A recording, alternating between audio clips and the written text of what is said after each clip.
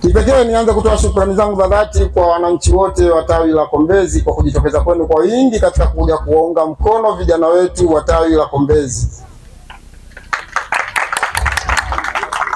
Kipekee tunajua fika nchi yetu kuna wakati tulikumbwa na changamoto kubwa ya ukosefu wa ajira hususan kwa vijana wetu. Lakini kipekee tumshukuru Rais wa Jamhuri ya Muungano wa Tanzania Daktari Samia Suluhu Hassan kwa kuweka mazingira salama kwa vijana wetu mpaka kufikiria ipo biashara ambayo watu wengi walikuwa hawaioni, nao ni uafisa wa usafirishaji ambao vijana hawa kwa asilimia kubwa wameamua kuifanya katika eneo letu hili la Kombezi. Tusiwachoa wa kushukuru kwa sababu tunajua kabla ya vijana hawa kupata nafasi hizi za kuwa maafisa wa usafirishaji, tawi letu la Kombezi, mtaa yetu ya Kombezi, kata yetu ya Makorora, tulikuwa na vijana wingi sana wa hizi. Hilo halifichiki. Ilikuwa uwezi kutembea muda wa saa 2 mpaka saa 11 ya alfajiri kwa sababu vijana wingi tulikuwa hatuna ajira. Lakini baada ya vijana kubuni na serikali kunyooshea mkono swala la kuwa na maafisa wasafirishaji almaarufu bodaboda, leo hii ni dhahiri nchi yetu imekuwa na amani isiyomithilika.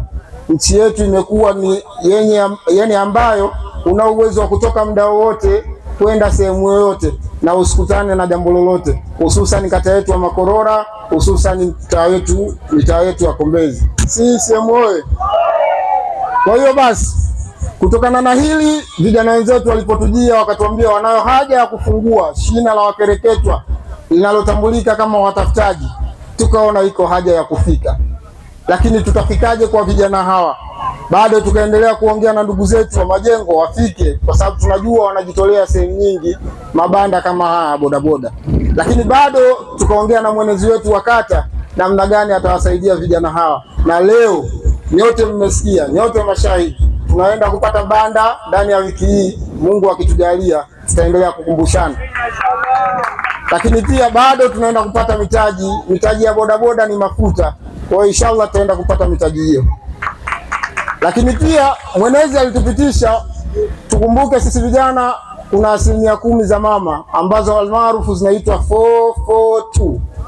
Zikiwa na maana 10% mgawanyo wake ni 4 kwa vijana, 4 kwa wamama ambao ni wanawake, lakini 2 ni kwa watu wenye mahitaji maalum.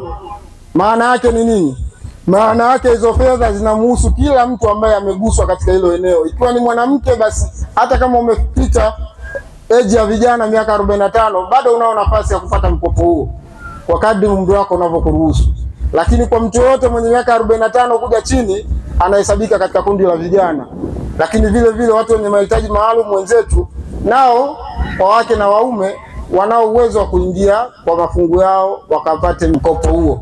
Kwa mtaona namna gani Rais wetu wa Jamhuri ya Muungano wa Tanzania Daktari Samia Suluhu Hassan ameweza kusababisha au ameweza kufanya nchi yetu kwenda kutawalika kwa mikopo hii kuiachia, ili watu wote tukakope na tuweze kufaidika na tuwe na mitaji ambayo haitindishiki na haina riba yenye kuumiza wanadamu.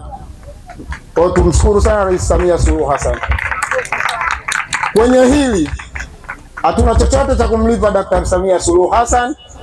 Hatuna chochote za kumlipa mjumbe wetu wa kamati kuu Abdallah Rajab Abdurrahman Abdallah.